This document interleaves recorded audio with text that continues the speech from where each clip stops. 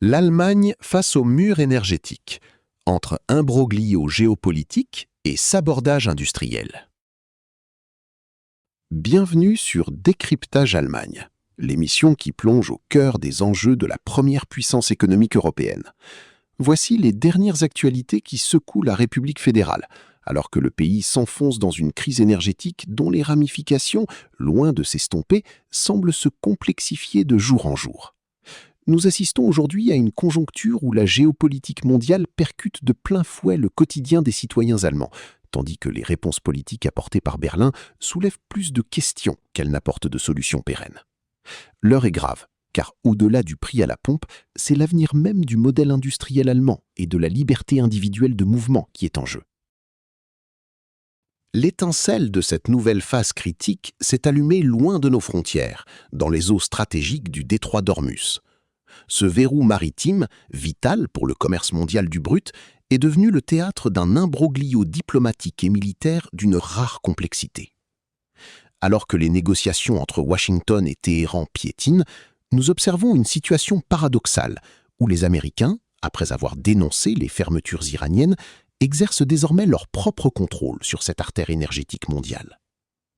Si certains experts, à l'image du professeur Fritz Warrenholt, entrevoient une possible détente des marchés grâce à une régulation américaine des exportations, le spectre d'un incident majeur, tel qu'un pétrolier coulé par les forces iraniennes, plane toujours comme une épée de Damoclès sur les cours du baril. Cette volatilité extrême met en lumière une réalité brutale pour l'Allemagne. Notre dépendance aux aléas géopolitiques n'a jamais été aussi criante, malgré les promesses de souveraineté énergétique. Face à cette flambée des prix, le gouvernement fédéral a fini par réagir, mais d'une manière que beaucoup qualifient de cosmétique, voire de trompeuse.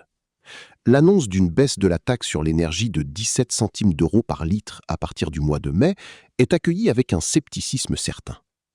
En effet, derrière ce geste apparent de générosité se cache ce que les analystes nomment un véritable jeu de bonneteau fiscal. Alors que Berlin prétend soulager le portefeuille des automobilistes, il convient de rappeler que l'État est le premier bénéficiaire de l'inflation énergétique.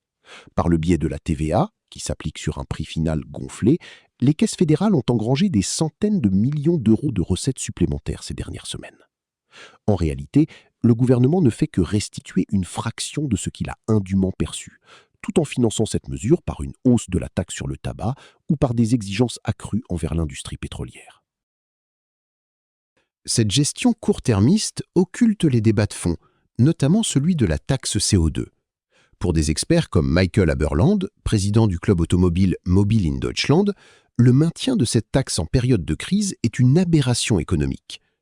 En Allemagne, le carburant est le produit le plus taxé après le tabac, avec une fiscalité qui peut représenter plus de la moitié du prix payé par le consommateur. Le refus de suspendre la taxe CO2 témoigne d'une volonté politique de maintenir une pression artificielle sur les moteurs thermiques, au risque de fragiliser les ménages et les entreprises de transport. Nous observons ici une divergence de vue profonde entre les associations de défense des automobilistes traditionnels et des organismes comme l'ADAC, accusés par certains de s'être politisés et de favoriser une hausse des prix pour accélérer, de manière coercitive, la transition vers l'électrique. Pourtant, l'Allemagne dispose de leviers internes qu'elle refuse obstinément d'activer. Le débat sur le fracking domestique est à ce titre emblématique d'une forme de schizophrénie nationale. Alors que le pays importe massivement du gaz de schiste américain liquéfié, à grand renfort de méthaniers et de terminaux coûteux, il interdit l'exploitation de ses propres réserves. Selon les données techniques, le sous-sol allemand recèle un trésor capable d'assurer l'approvisionnement du pays pour les 30 prochaines années, avec un coût de production 2 fois inférieur au gaz importé. Cette manne gazière pourrait être le moteur d'un second miracle économique, garantissant une électricité compétitive pour notre industrie lourde et automobile. Au lieu de cela, Berlin persiste dans une stratégie de sortie du charbon et du nucléaire, créant un vide énergétique que les énergies intermittentes peinent à combler, au risque de voir apparaître, dès 2030, des délestages électriques programmés. Cette impasse énergétique se double d'une bataille idéologique sur l'avenir de la mobilité. La promotion forcée du véhicule électrique est perçue par une partie de la population comme une menace sur la liberté de circulation.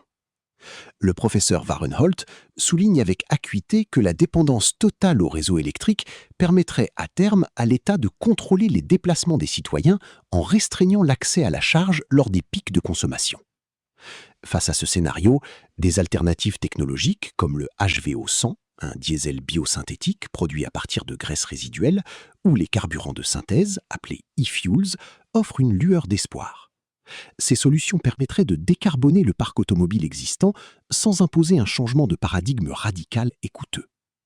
Cependant, ces technologies se heurtent à une bureaucratie étouffante et à une hostilité politique qui privilégie le tout électrique, malgré un bilan carbone global parfois discutable lorsque l'on intègre la fabrication des batteries en Chine.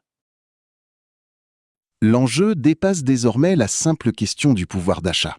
C'est la place de l'Allemagne dans la division internationale du travail qui se joue. En renchérissant artificiellement le coût de l'énergie et des transports par une fiscalité verte agressive, le pays risque d'organiser son propre déclin industriel au profit de puissances comme la Chine, qui continue de bâtir des centrales au charbon chaque semaine. Le secteur automobile, fleuron de l'ingénierie allemande, est particulièrement exposé. Si les constructeurs nationaux sont contraints d'abandonner le moteur thermique, segment où ils excellaient mondialement, ils se retrouvent en concurrence frontale sur l'électrique, avec des acteurs asiatiques disposant d'avantages compétitifs insurmontables en termes de matières premières et de coûts de production. En conclusion, la crise actuelle agit comme un révélateur des failles de la politique énergétique allemande. Entre les tensions internationales dans le détroit d'Ormuz et les dogmes environnementaux de Berlin, l'automobiliste et l'industriel se retrouvent pris en étau. La question qui se pose désormais est de savoir jusqu'où les citoyens accepteront de voir leur prospérité et leur liberté de mouvement reniées au nom d'une idéologie qui semble parfois déconnectée des réalités économiques mondiales. Le mécontentement gronde et la réponse des urnes pourrait bien être le prochain grand choc que devra absorber la classe politique allemande. C'était Décryptage Allemagne. Nous continuerons de suivre de près ces évolutions qui dessinent le visage de l'Europe de demain. Merci de votre fidélité. À bientôt pour une nouvelle analyse.